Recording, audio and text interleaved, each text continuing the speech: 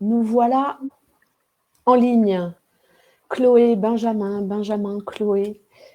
Merci d'avoir répondu à notre appel, de vous être proposé à nous pour venir nous donner des outils de réflexion pour cette journée où sur Être Prof, on essaye de réfléchir ensemble à comment on peut se positionner, quels outils intellectuels on peut avoir pour apprendre à se positionner, pour préparer cette rentrée de lundi 2 novembre. Alors, pour commencer, je vais vous laisser vous présenter si vous voulez bien.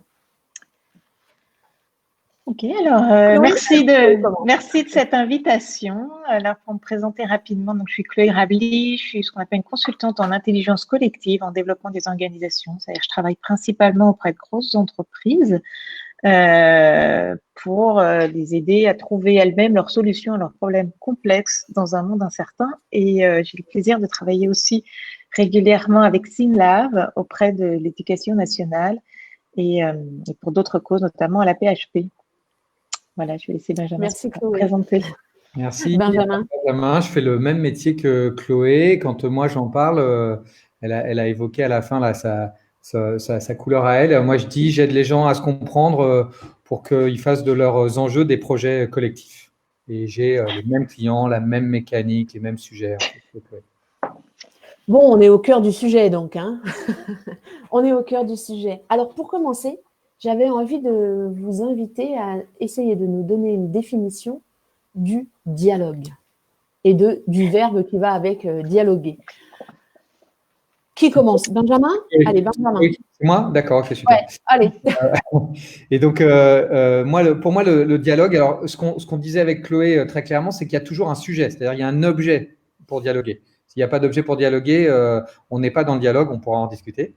Et dans l'esprit, je dis très vite, et j'ai utilisé cette phrase tout à l'heure, c'est se comprendre en fait. Le dialogue, c'est une conversation pour se comprendre son avis ou la manière dont on voit ce sujet pour avancer dans notre compréhension et dans notre manière de traiter ce sujet-là. Donc, on voit dans cette définition une volonté de toutes les personnes qui se mettent à dialoguer de mettre quelque chose au centre de la table et de comprendre ce que l'autre met au centre de la table. Ok. Voilà. Chloé, alors, si je vais peut-être compléter, et puis c'était en fait le fil de notre conversation. C'est aussi la différence qu'on avait entre dialoguer et débattre, et dialoguer et, pour faire plaisir aux profs, bavarder. Donc, dialoguer et débattre ont en commun d'avoir un sujet, un contenu, quelque chose sur lequel parler, s'exprimer. Quand on a un débat, on s'exprime sur un sujet dont on considère qu'on a un point de vue certain, et on est là pour convaincre, pousser son point de vue qu'on considère être le bon. Donc, on est là, on parle pour convaincre. Quand on dialogue, on est pareil sur un sujet, mais sur un sujet qu'on considère incertain. Ça peut être des sujets de recherche, par exemple, hein, ça peut être des sujets nouveaux, des sujets dans l'incertitude, on en a tous les jours, où on se dit qu'on n'a pas la réponse, que les personnes avec qui on est non plus, mais que ensemble, si chacun se laisse transformer par l'idée de l'autre, on arrivera peut-être à avancer. Donc, quand on est dans le dialogue, on cherche à se laisser transformer par l'autre, alors quand on est dans le débat, on cherche à convaincre l'autre. Et le bavardage est absolument nécessaire, mais c'est parler sans aucun objet, et ça sert à avoir du lien, du plaisir. Ça n'a pas d'autre objectif que répondre à un besoin humain de s'exprimer, sans sujet. Merci de cette clarification qui va permettre de savoir d'où on parle pour cet échange d'une demi-heure. Première des questions, qu'est-ce qui peut être dialogué? Est-ce que tout peut être dialogué ou pas? Allez, qui commence de vous deux? Chloé. Chloé. Alors, je commence. On va chacun commencer à notre tour. Non. Tout peut pas être dialogué. C'est-à-dire, nous, on discerne ce qu'il y a de certain et ce qu'il y a de non certain. Donc, notamment dans l'éducation, on considère que nous de l'extérieur, moi de l'extérieur, hein, je considère que l'éducation, l'enseignement est là pour transmettre des savoirs, un corpus de savoirs à transmettre, qui sont des savoirs certains, qui ont été établis et reconnus globalement par tous. par exemple, que 1 plus 1 font 2, que le COD, quand il est placé avant sa corde, que la théorie d'évolution darwinisme, que la Terre est ronde, ce sont des savoirs. Et la mission d'un enseignement est de le transmettre. Donc, par rapport à ce corpus de savoir-là, il n'y a pas de dialogue. Il y a de l'apprentissage, il y a de la démonstration éventuellement quand il y en a. Et donc, quand on est sur du certain, et notamment, je pense que c'est souvent le cas dans la mission d'un enseignant, c'est de transmettre ce que la communauté sait déjà. Et c'est ça qui rend les êtres humains intelligents, d'ailleurs. C'est ce que nous disait aussi Yuval Harari, c'est qu'on apprend tous de ce que les autres ont fait avant nous. On n'a pas besoin de réapprendre à chaque fois. Par contre, il y a plein de sujets incertains. Mais il y en a de plus en plus, d'ailleurs. Hein, et on s'en réjouit. Et par rapport aux sujets incertains, là, on a besoin de dialoguer. Et c'est pour ça qu'on intervient beaucoup en ce moment avec Benjamin dans les organisations. C'est que les problématiques qui s'offrent à nous aujourd'hui sont des problématiques nouvelles, dont on ne trouve plus un bon expert pour trouver la réponse. Alors, quand il n'y a plus un bon expert et quand on ne sait pas, on se dit, bah, c'est super, on ne sait pas.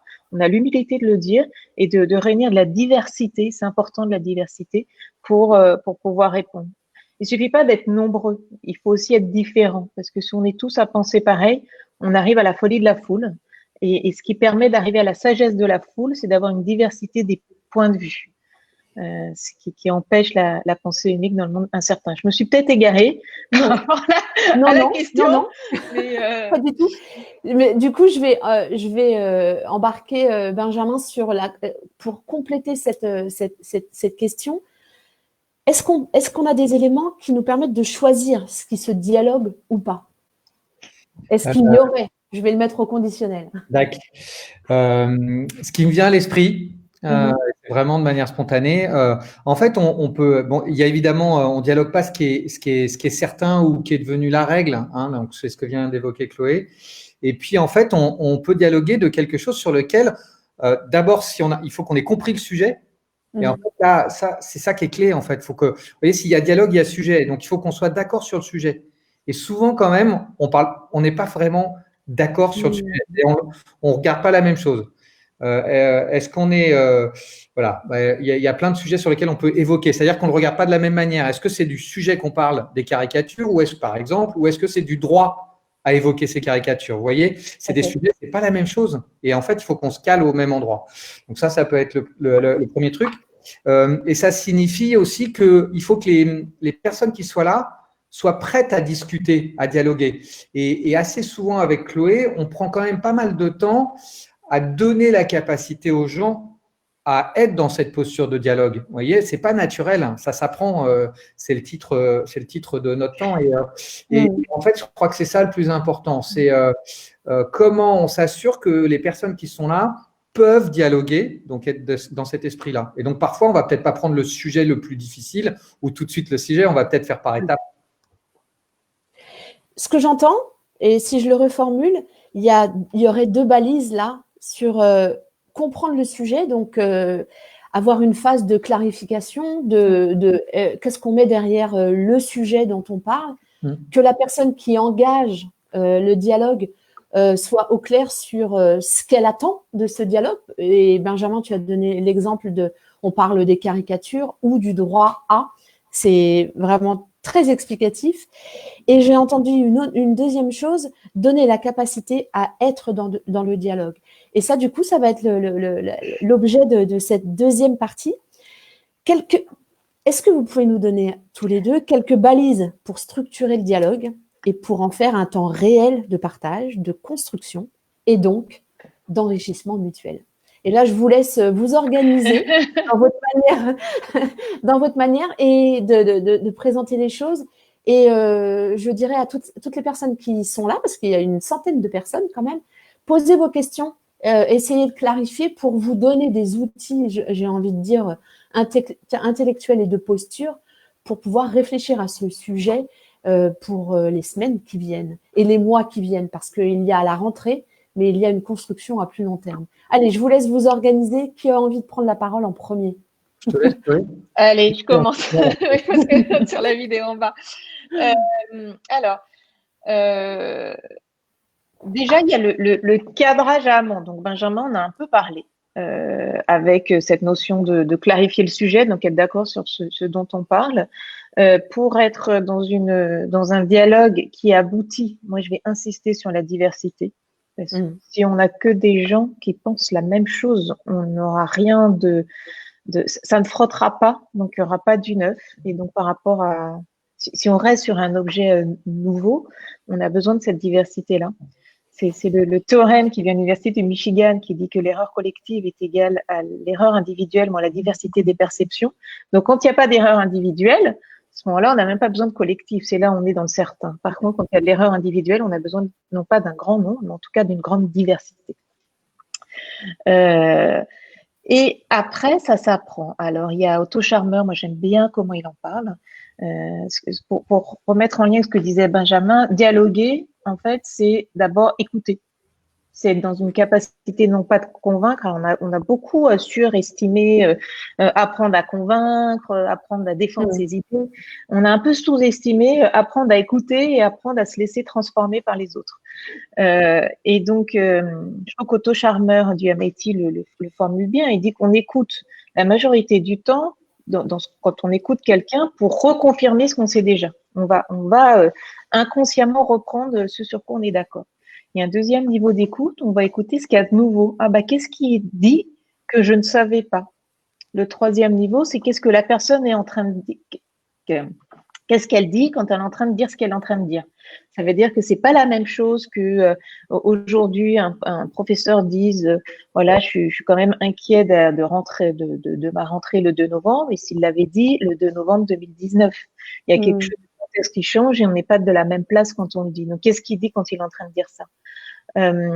Et puis après, il appelle ça l'écoute générative.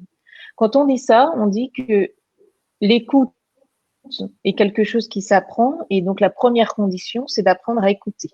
Donc nous, on dit souvent, on pose des règles qui sont écoutées avec curiosité et parler avec intention, c'est-à-dire parler du sujet et rien d'autre. Parfois, on dit écoutez l'autre comme si ce qu'il allait vous dire allait changer toute votre vie. Et donc ça marche avec quelques règles du jeu qui sont simples, qui sont déjà s'assurer que tout le monde a son temps de parole. Quand on n'a pas à se battre, voyez, dans un débat, on aime bien un peu on se bat pour avoir son temps de parole. Nous, dans le dialogue, on dit, bah voilà, on va avoir 2 minutes chacun et on va tourner. Chacun aura son temps. Du coup, ça détend. Chacun a son temps. Il y a de la parité et l'égalité dans ce dont on parle. Il n'y a pas de rapport de force. En tout cas, tout le monde a une équité dans l'espace qu'il occupe. Il n'y a pas les plus extravertis qui vont prendre plus de place par rapport aux plus introvertis. Donc ça, c'est un des moyens. Et puis, il y a des moyens aussi qui viennent de Will Schultz, qui dit qu'on peut s'exprimer. On peut, comme on doit parler avec intention, on est redevable d'avoir le courage de dire ce qu'on pense, ce qui n'est pas facile. Et pour avoir le courage de dire ce qu'on pense, il faut avoir la protection pour pouvoir le faire. Vraiment la protection, permission, puissance. Et nous, ce qu'on va donner, c'est les protections qui vont permettre de s'exprimer avec puissance. Et donc, les protections, c'est déjà se sentir inclus dans le groupe, se sentir suffisamment compétent, ni au-dessus ni en dessous. C'est des protections qu'on donne. Et c'est des protections de cadre du règle du jeu, en faisant tourner un bâton de parole, en recadrant, aussi en ayant un tiers qui facilite la conversation et qui recadre si on ne parle pas du sujet mais qu'on parle d'autre chose. Je vais peut-être m'arrêter là. Je suis intéressée par voir comment Benjamin va rebondir. Ouais, ça, je me dis, qu'est-ce que je dis pour compléter? Ouais, c'est ça. Mais non, mais c'est super. Mais je pense que je peux dire en partie la même chose, mais autrement pour donner un autre cadre. Et si je reprends ce qu'a dit Chloé en essayant de le dire d'une autre manière, je pense que c'est vraiment ça, en fait, comme le dialogue. En fait, quand on dialogue, on a quand même tous l'intention d'affirmer ce en quoi on croit. On part comme ça. Même si on a envie d'apprendre, etc., on a besoin de dire tout ce qu'on a à dire. Et puis de convaincre l'autre, en fait. Parce que d'une certaine manière, si je le fais un peu vite, si on a convaincu les autres, on a le sentiment d'avoir été accepté, compris, aimé, etc. Donc, on mélange un peu ces notions-là, d'accord ?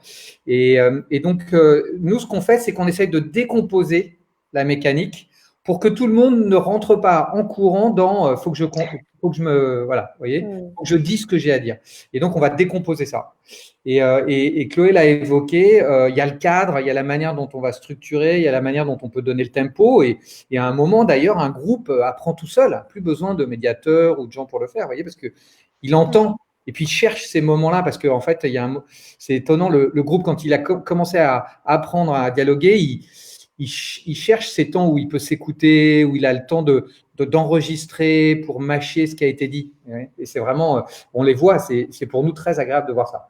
Et donc, si je redis le truc, parce que ça m'a fait penser à ça quand Chloé l'a évoqué, je me dis, il y a vraiment ce premier temps, ça m'a fait penser à la matrice de dialogue, en fait, Chloé, tu vois, Et donc, il y a vraiment ce premier temps qu'on peut donner, c'est le moment où on donne le cadre et on appelle ce temps-là le temps de politesse. En fait, c'est ce moment où tout le monde se dit bonjour, montre qu'on est présent et s'assure aussi qu'on est là pour le même sujet. C'est ce moment où on s'assure que le sujet est bon et que les règles qu'on va utiliser sont les mêmes. Et c'est ce temps de politesse. Et puis à un moment, il y a un deuxième temps qui est le temps alors qui est appelé le temps de débat, mais au sens pur du terme, c'est-à-dire c'est le moment où tout le monde pose son avis, ce qu'il pense, ce qu'il croit savoir, mais là où il en est. Et en fait, ce qui est bien, c'est d'essayer de laisser ce temps vraiment où il n'y a pas de débat au sens tel que nous on le comprend, manipulatoire, péjoratif, où on cherche à contrer. Non, l'idée, c'est qu'on pose tout sur la table. Ce moment où on pose tout sur la table. Donc, c'est débattre tranquillement. Et puis après, il y a un temps où on se dit, bah tiens, qu'est-ce que ça nous dit tout ça là. Tiens, il y a des endroits où on est d'accord, il y a des endroits où on n'est pas d'accord, il y a des endroits où on se comprend, il y a des endroits où on ne se comprend pas. Et c'est à ce moment-là qu'on commence à se rendre compte de ça et à réfléchir justement, c'est peut-être un autre truc sur lequel on peut arriver, qui est la différence entre être d'accord et se comprendre. Ce n'est pas des choses qui sont les mêmes. Voilà. Et donc, il faut décomposer les temps, en fait, parce que sinon, tout le monde a envie d'aller trop vite dedans. Et du coup, ce que j'entends là, c'est que c'est un vrai apprentissage et qu'il faut a priori faire une fois l'expérience d'une manière très structurée, très cadrée, pour se rassurer sur ces étapes finalement. Et du coup, j'ai envie que vous nous présentiez la méthodologie que vous utilisez et la proposition que vous aviez envie de nous faire. Parce que Chloé, il est 33, je suis gardienne du temps là. Super. Donc, d'accord. Alors, super. Alors, quand on a discuté ensemble, Nathalie, on se dit que nous, en général, avec Benjamin, on aide les grandes entreprises, donc on aide des patrons de business unit, etc., qui se disent j'ai un sujet incertain et j'ai besoin ils ne l'expriment pas comme ça, mais j'ai besoin de créer le dialogue pour trouver une réponse. Ils ne nous disent pas comme ça, souvent ils nous disent je suis enfoui dans un truc, je ne sais pas par quel bout le prendre, on va démêler les fils. Mais on dit non, les garde ensemble. Ils sont emmêlés. En fait, on ne réduit pas la complexité, mais on fait avec. C'est ça. Et donc, nous, notre proposition, c'est de vous proposer, à vous, les enseignants, chefs d'établissement, toute personne qui travaille dans l'éducation nationale, où on sent et qui sentirait qu'il a un besoin de dialogue, nous, on vous propose de venir vous accompagner comme on accompagnerait finalement quelqu'un d'autre, quoi. Et donc, on peut vous accompagner sur plusieurs choses. Alors, il y a plein de choses qui nous sont venues à l'esprit. On peut venir présenter notre métier. Vous savez, des fois, on va présenter son métier à l'école. Alors, il y en a qui présentent comptable, mais on dit, nous, notre métier, c'est d'être expert du dialogue. Donc, déjà, ça peut peut-être susciter des conversations. Ça montre que si c'est un métier, c'est que ça s'apprend, et que si ça s'apprend, il y a quelque chose derrière. Donc, on peut déjà tenter de présenter notre métier et susciter des vocations, ça me ferait grandement plaisir. On peut aussi, parfois, on vient faire de la formation. Donc, on peut également faire de la formation sur le dialogue, sur l'intelligence collective, sur les conversations qui comptent. On peut venir expérimenter avec vous des choses comme les 4 niveaux d'écoute, expérimenter, en fait, se rendre compte qu'on écoute pour tous, pour reconfirmer ce qu'on sait déjà et pas pour autre chose. Donc, pour expérimenter ça. Et surtout, on aurait très envie de vous proposer de mettre en place sur des sujets qui sont importants pour vous, par exemple, qu'est-ce qui vous rassemble, par exemple, comment avoir un climat de confiance à l'école, enfin, des sujets sur lesquels il serait utile de dialoguer ensemble parce que les profs n'ont pas la réponse, les élèves non plus, mais peut-être qu'ensemble, on trouvera quelque chose. Donc, trouver un sujet commun qui vous rassemble. Et nous, on va vous architecturer la conversation et, pour avoir une conversation qui compte. Et donc, qui, à la fois, en faisant la preuve par l'exemple que ça fonctionne, puis en ayant un moment de réflexivité, de se dire qu'est-ce que ça nous a fait de dialoguer sans nous écharper. Voilà. Et nous, on est très... nous, on a un côté très créatif avec Benjamin. Ça veut dire, nous, les contraintes, ça nous fait pas peur, ça nous amuse. Et donc, allez-y, ça peut être en digital, ça peut être en physique, ça peut être à 5 personnes, ça peut être avec 1000 personnes, ça peut être sur une académie, peu importe. Mais si vous avez envie, ou d'un niveau de formation, un moment d'expérimentation, de dialogue sur un sujet qui compte, appelez-nous. Et nous, notre valeur ajoutée dans ces moments-là, c'est d'être un tiers extérieur. C'est beaucoup plus simple. C'est facile d'être extérieur. Non, on est extérieur. En plus, on comprend pas toujours ce qui se dit. C'est encore mieux. Ça met de la distance et donc on peut juste confronter sur non, en fait, on dit qu'on est là pour parler du sujet, puis là, ça parle d'autre chose de façon presque naïve, mais c'est une facilité de pas être dans le système parce que nous, on n'est pas pris dans le système et donc on est plus léger. Voilà. Benjamin, j'ai envie de te faire rebondir sur quelque chose que Chloé a dit. Elle dit que vous n'avez pas peur finalement des contraintes. Est-ce que c'est dû au fait que vous avez une confiance absolue dans ce processus et que par expérience, vous avez pu vous retrouver dans des endroits où il y avait une diversité très forte, peut-être des conflits, et que le processus mène toujours à quelque chose qui mène au dialogue? Il y a de temps en temps où ça peut être plus difficile, il y a d'autres moments et on ne va pas au bout de ce qu'on a envie d'aller, mais on fait toujours des pas, en fait. C'est ça qui est important. Il y a deux choses. On croit, pour répondre quand même, on croit fortement au process. Bien sûr, le dialogue est extraordinaire. Je pense qu'il y a des animations où on est plus que surpris. Enfin, on est à chaque fois très fortement surpris par la capacité des individus qui sont là à dialoguer et à sortir des solutions. D'accord, à ce moment-là. On est toujours surpris de la beauté de ça. Je pense que vraiment.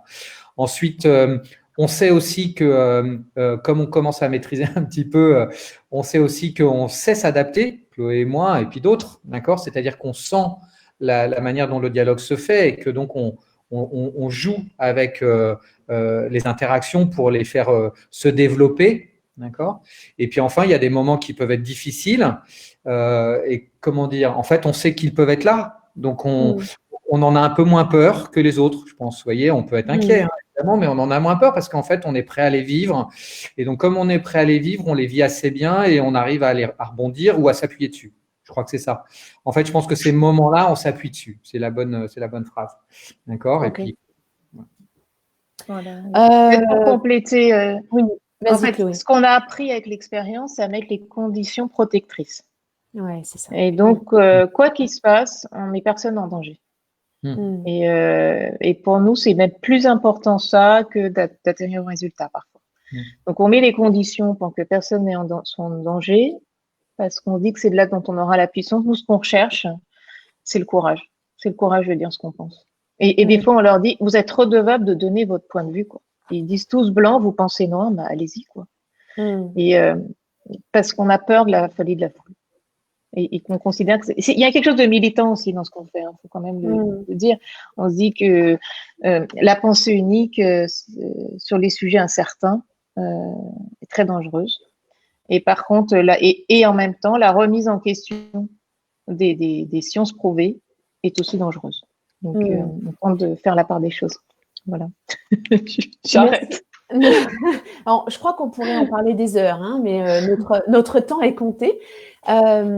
Moi, ce que je retiens de ça, c'est qu'il y a une vraie nécessité à réfléchir à ces instants, ces temps de dialogue, qui a des outils à s'approprier, une démarche à s'approprier, et que finalement, on peut se donner le temps de construire cette réflexion et de ne pas se lancer tête baissée le 2 novembre dans des temps d'échange et de dialogue qui serait peut-être encore plus contre-productif que ce qu'on a envie de faire.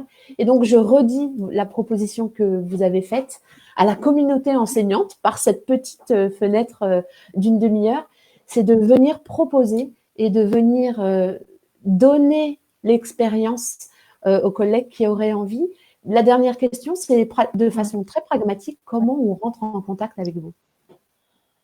Alors, moi, je vais répondre à ça, puis je vais répondre à une petite question du chat si je le fais en 2 secondes. Alors, comment on rentre en contact avec nous? C'est par notre mail qu'on peut mettre dans la conversation ou par Nathalie, je ne sais pas comment.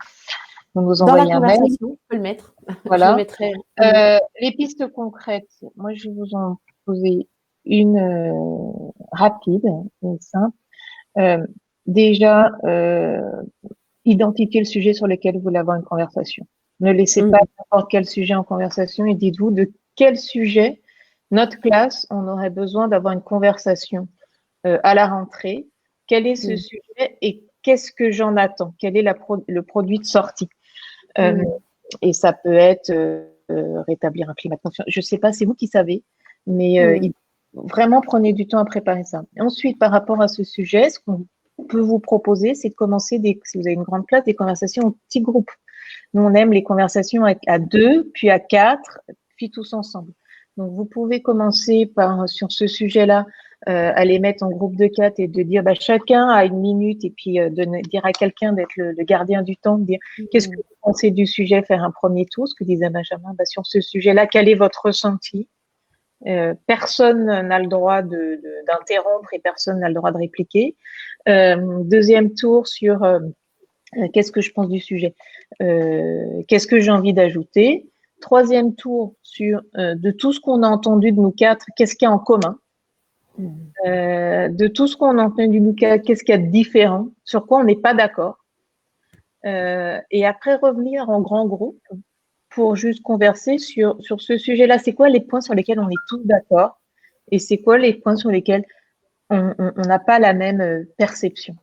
Et soit vous vous arrêtez là, soit vous dites sur les points où on n'a pas la même perception, vous pouvez continuer à élaborer sur ces points-là pour essayer de questionner et de comprendre qu'est-ce que la personne dit quand elle dit quelque chose sur lequel on n'est pas d'accord, parce que c'est souvent là où les pépites créatives arrivent.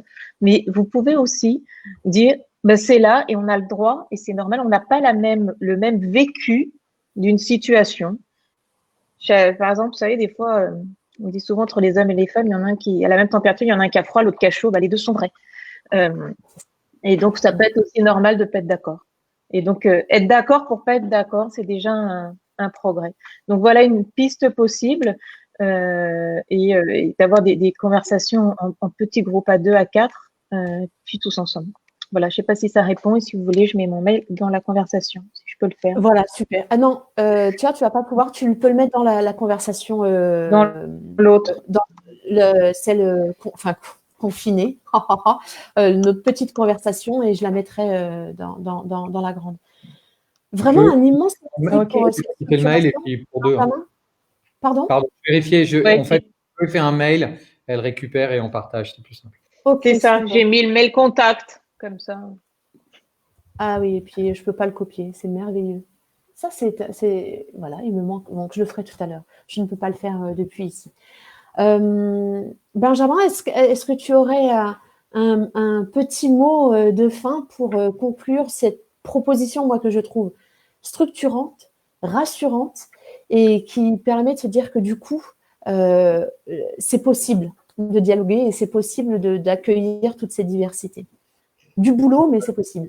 Ouais, exactement, c'est possible et c'est du boulot. J'ai pris la pression sur le mot de la fin là et donc je suis en train de me dire j'ai plein de trucs à dire. Ah ouais, En fait, non, il y a une chose que j'ai envie de dire, c'est il y a une chose qu'a évoquée Chloé qui est importante. Elle a posé la première question, elle a fait un truc très important là. Elle a dit quelque chose qui est première question, qu'est-ce que je ressens, et deuxième question, quels sont mon avis, quel est mon avis. Et vous voyez, ça c'est un truc du dialogue. En fait, les ressentis. d'accord, et les avis sont un peu différents. Et c'est bien d'essayer de poser les ressentis en premier pour ensuite rentrer dans les avis. Il y a une vraie mécanique là. Il y a une phrase qui dit bouche pleine de mots n'a pas d'oreille. Donc voilà, je pourrais faire ça. Bouche pleine de mots n'a pas d'oreille. Et donc, si on demande aux gens de dire tout ce qu'ils ont à dire, et c'est souvent des ressentis en premier, et de faire un tour. Après, tout d'un coup, l'écoute est plus la même et on peut donner son avis et on est mieux écouté. Donc, je pense que ces schémas-là où on fait plusieurs tours comme ça, comme l'a évoqué Chloé, c'est une clé du dialogue. C'est une clé du dialogue. Voilà. Et ça, il faut prendre le temps. En fait, il faut accepter qu'il y ait le temps et puis que ça soit pas parfaitement respecté et continuer à être dans cet objectif de dialoguer. En fait, finalement, au-delà du sujet, on a un deuxième objectif qui est s'écouter ou dialoguer, puisque les deux mots sont très très proches. Merci beaucoup.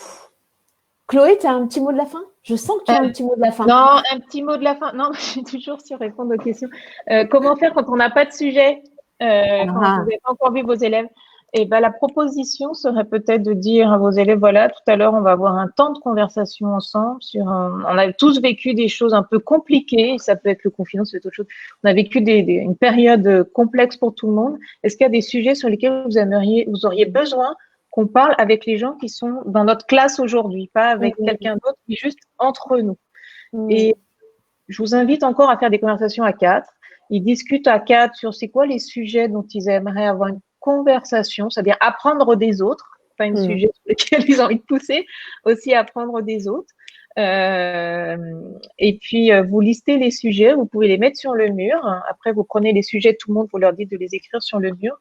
Vous dites à chacun de voter, chacun a droit à 3 votes, et puis vous voyez quel est le sujet qui a le plus de points, et vous prenez celui-là. Puis si vous en avez plein, vous pouvez faire plusieurs conversations de la même manière. Donc la classe peut choisir le débat, mais vous, le prof, c'est quand même à vous de discerner si c'est un sujet qui a débat ou pas. Voilà. Je vois une question. Alors, Chloé, je sais que tu dois partir. Est-ce que Benjamin, tu aurais 5 minutes à accorder pour répondre à la question de Mathilde? Ouais, j'ai 5 minutes. Mais ça trouve Chloé a 5 minutes aussi. Hein. Et la question Chloé, si comment tu répondez-vous à… Je vais laisser Benjamin. Ah oui, c'est ça. Ouais. Comment je réponds à ces bienfaits pour lui?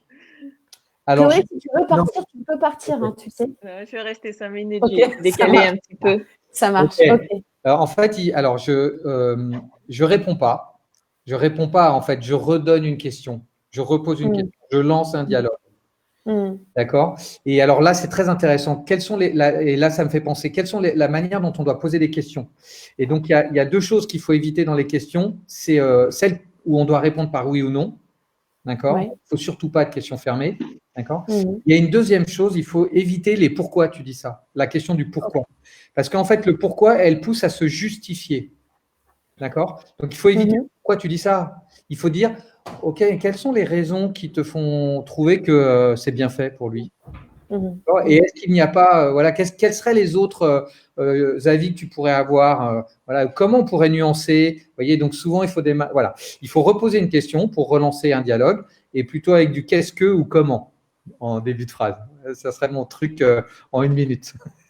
Merci. Le truc du pourquoi, effectivement, c'est quelque chose dans notre société où on est un peu empreint de psychologie. On cherche toujours un peu le pourquoi et finalement, on peut s'en passer. La justification, c'est surtout un problème, donc ça crée le débat. Vous voyez, le débat au sens péjoratif. Le pourquoi avec les 2 mots séparés, ça va. Ça veut dire pour quelle raison, c'est limite. Mais le pourquoi, d'un coup, il est dangereux dans une mécanique de dialogue. Enfin, il n'est pas dangereux, mais il pousse à… Chloé, je vois que je suis sûre que tu aurais envie d'ajouter quelque chose, non? Non? C'est bien fait pour lui. J'ai trouvé ça dur de lire cette question sur le… Enfin, je vais vous dire mon ressenti de la lire sur le dialogue. Et pour moi, j'étais en train de me dire, je me dis, il est vraiment cool, Benjamin. Je le sais, il est vraiment cool. Moi, je crois que j'aurais un truc un peu plus radical. Mais parfois, c'est notre collègue Jérôme Cohen qui parlait de radicalité à un moment donné sur qu'est-ce qui est OK, qu'est-ce qui ne l'est pas. Et c'est bien fait d'être égorgé. Je ne sais pas comment vous dire, c'est pas OK. Et je ne sais pas si je le dialoguerai, voilà. Mais c'est ma perception, c'est peut-être pas juste. mais je resterai aussi en tête sur… ce serait peut-être mon mot de la fin de vous dire… vous êtes pas… si on a proposé aussi d'intervenir, c'est que on se dit que nous, les patrons avec lesquels on intervient… Ah, bon, on a perdu Chloé. Et alors, c'est intéressant parce que moi, j'ai pas nécessairement fait le lien avec l'affaire de Samuel Paty. Ah, ok. La question live, d'accord, donc hors contexte. Si elle est en contexte, je pense que Chloé a une petite raison et il faudrait rediscuter, mais il faudrait dialoguer sur le pouvoir de la mort, en fait, de donner la mort, en fait. Qui a le droit de ça, etc. Vous voyez, il faut trouver le sujet à dialoguer. Mais c'est pas le sujet direct, il y a des sujets amont, en fait. Voilà. Tout à fait, mais je comprends tellement la question de Mathilde parce que je crois que énormément d'enseignants qui travaillent dans des milieux où ils savent qu'ils vont avoir ça. Ils vont être confrontés à ça lundi s'ils rentrent dans leurs établissements. Et c'est tellement quelque chose de violent. Et c'est ce que dit Chloé. Hein, c'est comment qu'est-ce qu'on fait avec cette matière-là? Et cette matière-là, elle existe. Et qu'est-ce qu'on en fait? Et j'aime beaucoup l'idée que tu soumets de dire il faut chercher le sujet derrière ça et de trouver le sujet à dialoguer. On ne peut pas dialoguer sur c'est bien fait pour lui. Il faut trouver le sujet sur lequel dialoguer. Là, on est dans les ressentis, on est vraiment dans bouche pleine de mots, n'a pas d'oreille. En fait, on vit quelque chose, c'est culturel, c'est ancré, il y a d'autres peurs, d'autres mécaniques. Et donc, il faut traiter un autre sujet qui est le poids de la mort, le droit à donner la mort, qui peuvent être des sujets assez durs. Le sujet de où doit s'arrêter une caricature et quels sont les types de punitions qu'on doit avoir selon ce qu'on fait. Enfin, il faut réouvrir, en fait, parce que là, c'est tellement émotionnel, il faut sortir de l'émotion. Et du coup, c'est ça, je veux bien, allez, on va terminer avec cette dernière question parce qu'elle est vraiment aussi très intéressante. C'est ce qui est donné à voir aux enseignants, c'est la question d'Agnès sur le fait que les enfants disent c'est mes parents qui décident. Et je trouve intéressant de se replacer dans l'agent de l'État qu'on est. Et on est enseignant, porte-parole d'un État, détenteur d'un programme et d'une mission. Et c'est ça qu'il faut replacer. L'instruction est obligatoire en France et on replace la loi finalement. Ouais, c'est intéressant. Et puis alors là, moi, vous voyez, j'ai une vraie mécanique. Je me dis, mais qu'est-ce que tu veux dire par décider? Moi, je ne sais pas. Qu'est-ce que vous voulez dire par décider? Et ensuite, donc là, c'est quels sont les rôles de chacun? Donc, quels sont les rôles de tes parents et quel est mon rôle à moi? Et à quoi servons-nous? Enfin, je me dis, il faut repartir. En fait, il y a une perte de repères complet. Donc, on simplifie à mort le système. Donc, réouvrir pour redonner de la complexité pour que les gens soient moins sûrs, vous voyez, que ça soit moins évident et qu'on se remette dans… En fait, il faut recréer du doute d'une certaine manière, au sens où quand on est suraffirmatif comme ça, on est tout blanc, tout noir. Comment on recrée un peu de matière au doute, à un doute utile? Donc, voilà. Oui, très bien. En fait, alors ça clarifie encore plus le sujet, c'est que face à des affirmations comme ça, qui sont des affirmations, il n'y a plus de doute, donc il n'y a pas de place pour le dialogue.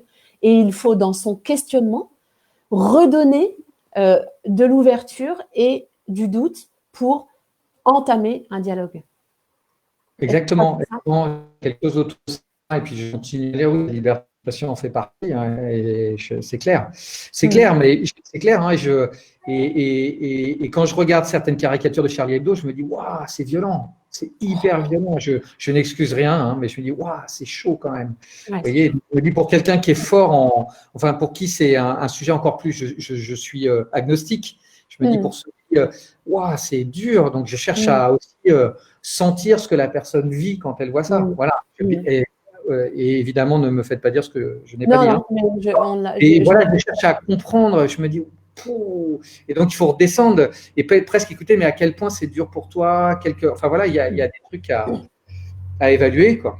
Voilà. Donc j'ai toujours cette histoire-là, mais Chloé a beaucoup parlé de la foule. De toute façon, on a des mécaniques avec Chloé qui sont si tout le monde dit noir, on va dire blanc, en fait. Vous voyez, on va poser le blanc. Donc, si tout le monde dit blanc, on va essayer de poser noir ou de questionner. Qu'est-ce qui fait qu'il y a des gens qui pensent autre chose et pourquoi et qu'est-ce que ça apporte? Voilà, tiens, ça me fait penser à un autre outil qui est vraiment intéressant, mais qui est un peu complexe, mais qui est quelque chose de l'ordre de comment on regarde les choses autrement. Donc, je vous le fais sur les valeurs, mais bon, je vous le fais vite, mais il y a un truc qui est intéressant là. C'est un moyen d'utiliser avec les élèves, je pense. Vous voyez, on croit à certaines valeurs. Donc, moi, je sais pas, une valeur X auquel je crois très fortement. Et donc, il faut que je comprenne quelle est la contre-valeur. Donc, la valeur inverse. D'accord ? Et il y a un exercice à faire qui est, au début, je donne toutes les bonnes raisons pour lesquelles cette valeur est une bonne valeur, la mienne. D'accord ? Et toutes les bonnes raisons pour expliquer pourquoi la contre-valeur est une mauvaise valeur. Et ensuite, je fais l'exercice inverse. J'essaye de me mettre dans une autre position. Je me dis, mais quelles sont toutes les mauvaises raisons pour lesquelles cette valeur auquel je crois est bonne. Et on sait rien. L'honnêteté, ça pourrait être trop honnête, on rend malheureux, ou, vous voyez. Et on fait l'inverse aussi avec la contre-valeur. Et ça, c'est un exercice que vous pouvez faire avec les élèves. Il faut essayer de travailler cet exercice des valeurs contre-valeurs. Ça, c'est vraiment intéressant parce que tout d'un coup, ils se rendent compte que tout n'est pas blanc et noir. Voilà, ça, c'est un exercice. Oui, ça me fait penser au chapeau de Bono. Par exemple, qui sont les regards, qui sont les différents regards. On est obligé de changer de posture. On porte un chapeau qui nous oblige à regarder les choses avec un autre prisme. Et ça, et effectivement, ça ouvre à la reconnaissance de l'autre. Super. Il y a Julia qui a remis votre contact. Génial. Vraiment un immense merci pour cette méthode, cette manière d'accepter la complexité qui peut nous faire peur. Et à très bientôt. Moi, je pense que je ferai appel à vous d'une autre manière. Enfin, je reviendrai sur le sujet. Vraiment. Merci. J'ai appelé Chloé qui a essayé de me joindre pendant la fin. Là. Ok, ça marche. Et bon courage à tout le monde. Ouais, bon courage. Merci. Bonne rentrée.